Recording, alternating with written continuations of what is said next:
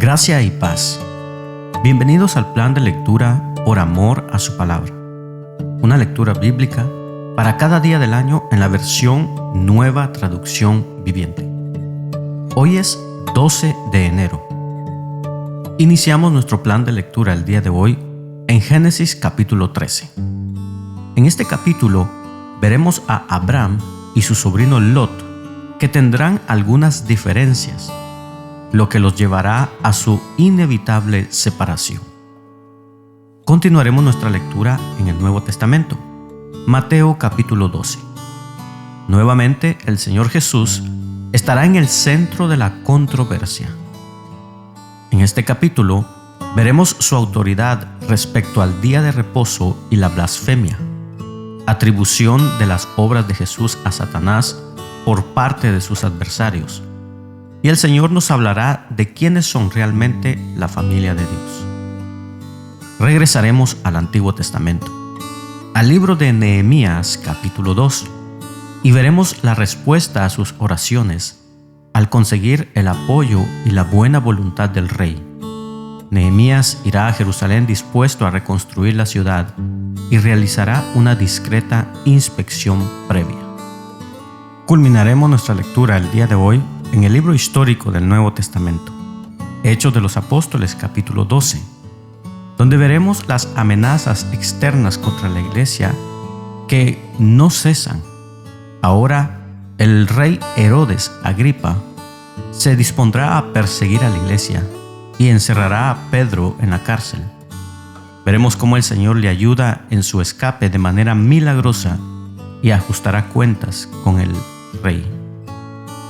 Y así damos inicio en Génesis capítulo 13. Escuchemos. Entonces Abraham salió de Egipto junto con su esposa, con Lot y con todo lo que poseían, y viajó hacia el norte, al Negev. Abraham era muy rico en ganado, plata y oro. Desde el Negev continuaron viajando por tramos hacia Betel y armaron sus carpas entre Betel y Ai, donde habían acampado antes. Era el mismo lugar donde Abraham había construido el altar, y allí volvió a adorar al Señor. Lot, quien viajaba con Abraham, también se había enriquecido mucho con rebaños de ovejas y de cabras, manadas de ganado y muchas carpas. Pero la tierra no era suficiente para sustentar a Abraham y a Lot, si ambos vivían tan cerca el uno del otro con todos sus rebaños y manadas. Entonces surgieron disputas entre los que cuidaban los animales de Abraham y los que cuidaban los de Lot. En aquel tiempo también vivían en la tierra los cananeos y los fereceos. Finalmente, Abraham le dijo a Lot: no permitamos que este conflicto se interponga entre nosotros o entre los que cuidan nuestros animales. Después de todo, somos parientes cercanos. Toda la región está a tu disposición. Escoge la parte de la tierra que prefieras y nos separaremos. Si tú quieres la tierra de la izquierda, entonces yo tomaré la tierra de la derecha. Si tú prefieres la tierra de la derecha, yo me iré a la izquierda. Lot miró con detenimiento las fértiles llanuras del valle del Jordán en dirección a Zoar. Toda esa región tenía abundancia de agua, como el jardín del Señor o la hermosa tierra de Egipto. Esto ocurrió antes de que el Señor destruyera Sodoma y Gomorra. Lot escogió para sí todo el valle del Jordán, que estaba situado al oriente. Se separó de su tío Abraham y se mudó allí con todos sus rebaños y sus siervos. Entonces Abraham se estableció en la tierra de Canaán, y Lot movió sus carpas a un lugar cerca de Sodoma y se estableció entre las ciudades de la llanura. Pero los habitantes de esa región eran sumamente perversos y no dejaban de pecar contra el Señor. Después de que Lot se fue, el Señor le dijo a Abraham: mira lo más lejos que puedas en todas las direcciones, al norte y al sur, al oriente y al occidente. yo te doy toda esta tierra, tan lejos como alcances a ver, a ti y a tu descendencia como posesión permanente. Y te daré tantos descendientes que, como el polvo de la tierra, será imposible contarlos. Recorre toda la tierra en cada dirección, pues yo te la entrego. Entonces Abraham mudó su campamento a Hebrón y se estableció cerca del robledo que pertenecía a Mamré, y allí construyó otro altar al Señor. Vayamos ahora al Nuevo Testamento, Mateo capítulo 12, y escuchemos la autoridad de nuestro Señor Jesucristo. Por ese tiempo, Jesús caminaba en el día de descanso por unos terrenos sembrados. Sus discípulos tenían hambre, entonces comenzaron a arrancar unas espigas de grano y a comérselas. Algunos fariseos los vieron y protestaron: «Mira, tus discípulos violan la ley al cosechar granos en el día de descanso». Jesús les dijo: ¿no han leído en las Escrituras lo que hizo David cuando él y sus compañeros tuvieron hambre? Entró en la casa de Dios y él y sus compañeros violaron la ley al comer los panes sagrados, que solo a los sacerdotes se les permitía comer. ¿Y no han leído en la ley de Moisés que los sacerdotes de turno en el templo pueden trabajar en el día de descanso? Les digo, aquí hay uno que es superior al templo. Ustedes no habrían condenado a mis discípulos, quienes son inocentes, si conocieran el significado de la Escritura que dice: quiero que tengan compasión, no que ofrezcan sacrificios. Pues el Hijo del Hombre es Señor, incluso del día de descanso. Luego Jesús entró en la sinagoga de ellos, y allí vio a un hombre que tenía una mano deforme. Los fariseos le preguntaron a Jesús: ¿permite la ley que una persona trabaje sanando en el día de descanso? Esperaba que él dijera que sí para poder levantar cargos en su contra. Él les respondió: si tuvieran una oveja y ésta cayera en un pozo de agua en el día de descanso, ¿no trabajarían para sacarla de allí? Por supuesto que lo harían. ¿Y cuánto más valiosa es una persona que una oveja? Así es, la ley permite que una persona haga el bien en el día de descanso. Después le dijo al hombre: extiende la mano. Entonces el hombre la extendió y la mano quedó restaurada, igual que la otra. Entonces los fariseos convocaron a una reunión para tramar cómo matar a Jesús. Pero Jesús sabía lo que ellos tenían en mente. Entonces salió de esa región y mucha gente lo siguió. Sanó a todos los enfermos de esa multitud, pero les advirtió que no revelaran quién era él. Con eso se cumplió la profecía de Isaías acerca de él: miren a mi siervo, al que he elegido. Él es mi amado, quien me complace. Pondré mi espíritu sobre él y proclamará justicia a las naciones. No peleará ni gritará, ni levantará su voz en público. No aplastará la caña más débil, ni apagará una vela que titila. Al final, hará que la justicia salga victoriosa, y su nombre será la esperanza de todo el mundo. Luego le llevaron a Jesús a un hombre ciego y mudo que estaba poseído por un demonio. Jesús sanó al hombre para que pudiera hablar y ver. La multitud quedó llena de asombro y preguntaba: ¿será posible que Jesús sea el hijo de David, el Mesías? Pero cuando los fariseos oyeron del milagro, dijeron: con razón puede expulsar demonios. Él recibe su poder de Satanás, el príncipe de los demonios. Jesús conocía sus pensamientos y les contestó: todo reino dividido por una guerra civil está condenado al fracaso. Una ciudad o una familia dividida por peleas se desintegra. Si Satanás expulsa a Satanás, está dividido y pelea contra sí mismo. Su propio reino no sobrevivirá. Entonces, si mi poder proviene de Satanás, ¿Qué me dicen de sus propios exorcistas, quienes también expulsan demonios? Así que ellos los condenarán a ustedes por lo que acaban de decir. Sin embargo, si yo expulso a los demonios por el Espíritu de Dios, entonces el reino de Dios ha llegado y está entre ustedes. Pues, ¿quién tiene suficiente poder para entrar en la casa de un hombre fuerte y saquear sus bienes? Solo alguien aún más fuerte, alguien que pudiera atarlo y después saquear su casa. El que no está conmigo, a mí se opone, y el que no trabaja conmigo, en realidad trabaja en mi contra. Por eso les digo, cualquier pecado y blasfemia puede ser perdonados, excepto la blasfemia contra el Espíritu Santo, que jamás será perdonada. El que hable contra el Hijo del Hombre puede ser perdonado, pero el que hable contra el Espíritu Santo jamás será perdonado, ya sea en este mundo o en el que vendrá. A un árbol se le identifica por su fruto. Si el árbol es bueno, su fruto será bueno. Si el árbol es malo, su fruto será malo. Camada de víboras. ¿Cómo podrían hombres malvados como ustedes hablar de lo que es bueno y correcto? Pues lo que está en el corazón determina lo que uno dice.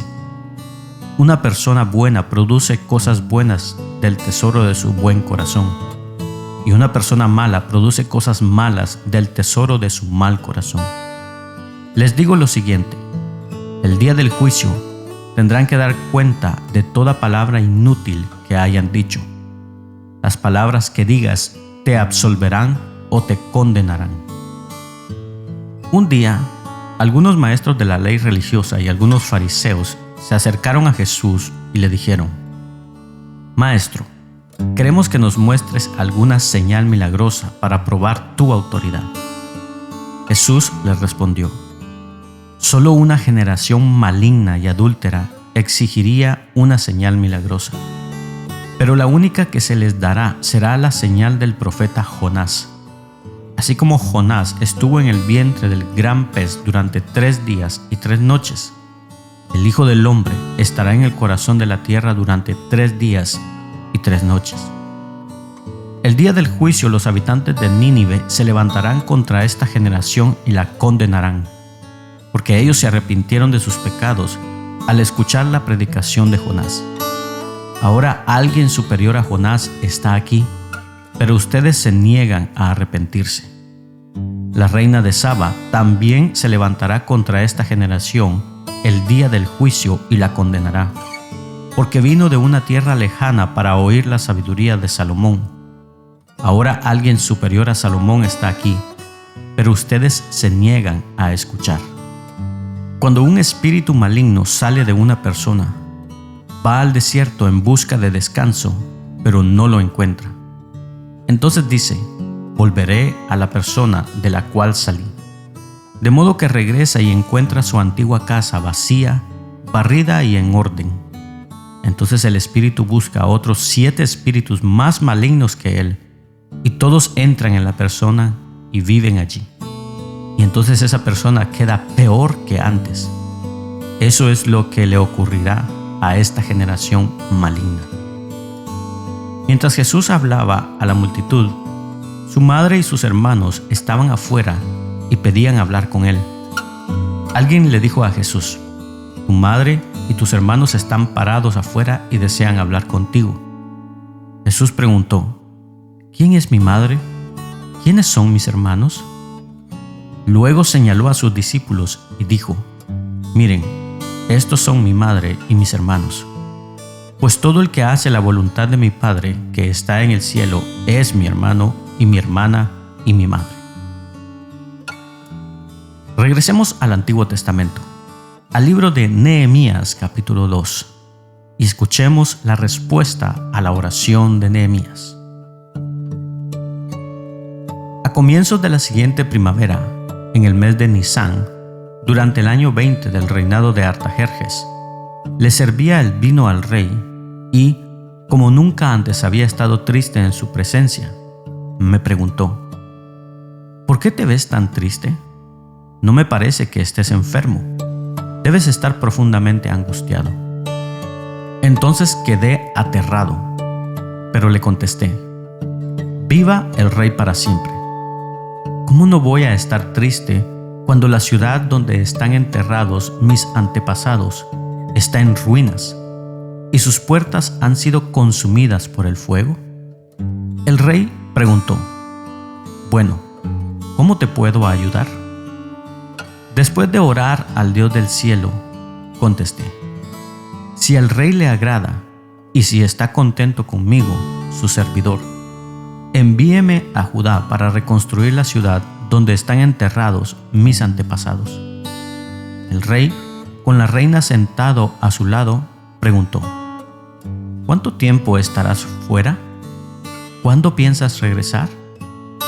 Después de decirle cuánto tiempo estaría ausente, el rey accedió a mi petición. Además, le dije al rey: si al rey le agrada, permítame llevar cartas dirigidas a los gobernantes de la provincia al occidente del río Éufrates, indicándoles que me permitan viajar sin peligro por sus territorios de camino a Judá. Además, le ruego que me dé una carta dirigida a Asaf, el encargado del bosque del rey, con instrucciones de suministrarme madera. La necesitaré para hacer vigas para las puertas de la fortaleza del templo, para las murallas de la ciudad y para mi propia casa. Entonces el rey me concedió estas peticiones porque la bondadosa mano de Dios estaba sobre mí. Cuando llegué ante los gobernadores de la provincia al occidente del río Éufrates, les entregué las cartas del rey. Debo agregar que el rey mandó oficiales del ejército y jinetes para protegerme. Ahora bien, cuando Sanbalat, el horonita, y Tobías, el oficial amonita, se enteraron de mi llegada, se molestaron mucho porque alguien había venido para ayudar al pueblo de Israel. Entonces llegué a Jerusalén. 3 días después me escabullí durante la noche, llevando conmigo a unos cuantos hombres. No le había dicho a nadie acerca de los planes que Dios había puesto en mi corazón para Jerusalén. No llevamos ningún animal de carga, con excepción del burro en el que yo cabalgaba. Salí por la puerta del valle cuando ya había oscurecido y pasé por el pozo de Chacal hacia la puerta del estiércol para inspeccionar las murallas caídas y las puertas quemadas. Luego fui a la puerta de la fuente y al estanque del rey, pero mi burro no pudo pasar por los escombros.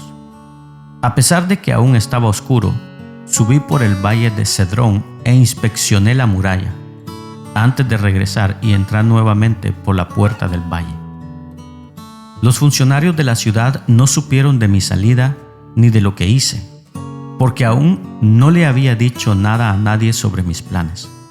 Todavía no había hablado con los líderes judíos, los sacerdotes, los nobles, los funcionarios, ni con ningún otro en la administración.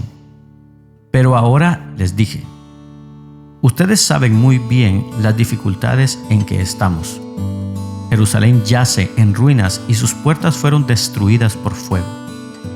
Reconstruyamos la muralla de Jerusalén y pongamos fin a esta desgracia. Después les conté cómo la bondadosa mano de Dios estaba sobre mí y acerca de mi conversación con el rey. De inmediato contestaron: sí, reconstruyamos la muralla.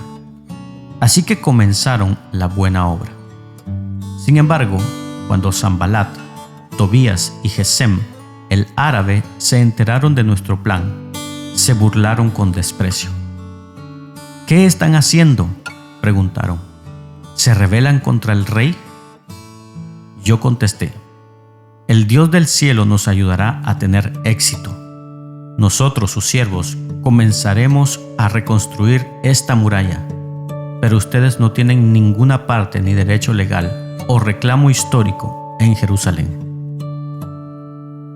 Culminamos nuestra lectura el día de hoy en el libro histórico del Nuevo Testamento, Hechos de los Apóstoles, capítulo 12, y escuchemos acerca de las amenazas contra la iglesia por el rey Herodes. Veamos también la poderosa mano de Dios.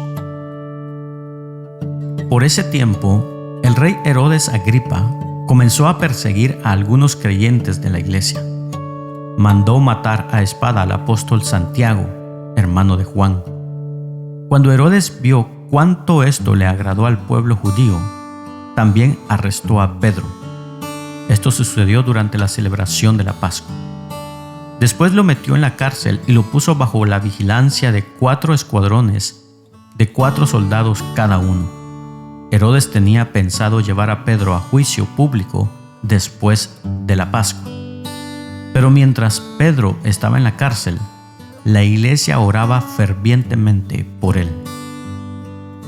La noche antes de ser sometido a juicio, Pedro dormía sujetado con 2 cadenas entre 2 soldados.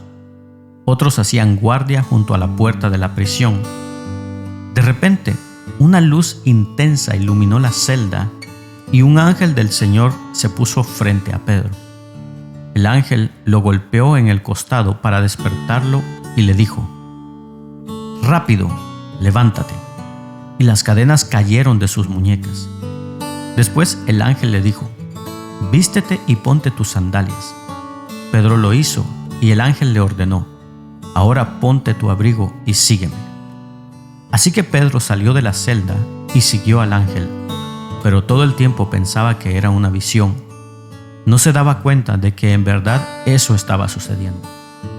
Pasaron el primer puesto de la guardia y luego el segundo y llegaron a la puerta de hierro que lleva a la ciudad, y esta puerta se abrió por sí sola frente a ellos. De esta manera cruzaron la puerta y empezaron a caminar por la calle, y de pronto el ángel lo dejó. Finalmente Pedro volvió en sí. «De veras es cierto», dijo, «el Señor envió a su ángel y me salvó de Herodes y de lo que los líderes judíos tenían pensado hacerme». Cuando se dio cuenta de eso, fue a la casa de María, la madre de Juan Marcos, donde muchos se habían reunido para orar. Tocó la puerta de entrada y una sirvienta llamada Rode fue a abrir. Cuando ella reconoció la voz de Pedro, se alegró tanto que, en lugar de abrir la puerta, corrió hacia adentro y les dijo a todos: «Pedro está a la puerta». «Estás loca», le dijeron. Como ella insistía, llegaron a la conclusión: debe ser su ángel. Mientras tanto, Pedro seguía tocando. Cuando por fin abrieron la puerta y lo vieron, quedaron asombrados. Él les hizo señas para que se callaran y les contó cómo el Señor lo había sacado de la cárcel. «Díganles a Santiago y a los demás hermanos lo que pasó», dijo, y después se fue a otro lugar. Al amanecer, hubo un gran alboroto entre los soldados por lo que había sucedido con Pedro. Herodes Agripa ordenó que se hiciera una búsqueda exhaustiva para encontrar a Pedro. Como no pudieron encontrarlo, Herodes interrogó a los guardias y luego los condenó a muerte. Después Herodes se fue de Judea para quedarse en Cesarea por un tiempo. Ahora bien, Herodes estaba muy enojado con los habitantes de Tiro y de Sidón. Entonces ellos enviaron una delegación para que hiciera las paces con él, porque sus ciudades dependían del país de Herodes para obtener alimento. Los delegados se ganaron el apoyo de Blasto, el asistente personal de Herodes, y así se les concedió una cita con Herodes. Cuando llegó el día, Herodes se puso sus vestiduras reales, se sentó en su trono y les dio un discurso. El pueblo le dio una gran ovación, gritando: «Es la voz de un Dios, no la de un hombre». Al instante, un ángel del Señor hirió a Herodes con una enfermedad, porque él aceptó la adoración de la gente en lugar de darle la gloria a Dios. Así que murió carcomido por gusanos. Mientras tanto, la palabra de Dios seguía expandiéndose y hubo muchos nuevos creyentes. Cuando Bernabé y Saulo terminaron su misión en Jerusalén, regresaron llevándose con ellos a Juan Marcos. De esta manera concluye la lectura del día de hoy. Rogamos a Dios que sea de bendición a tu vida. Puedes compartirlo con tus amigos y familiares. No te pierdas el día de mañana este plan de lectura por amor a su palabra. Síguenos en nuestras redes sociales. Que tengas un bendecido día. Y recordamos las palabras de Jesús. Yo soy el camino, la verdad y la vida. Por lo tanto, no hay camino, no hay verdad y no hay vida sino en Jesús.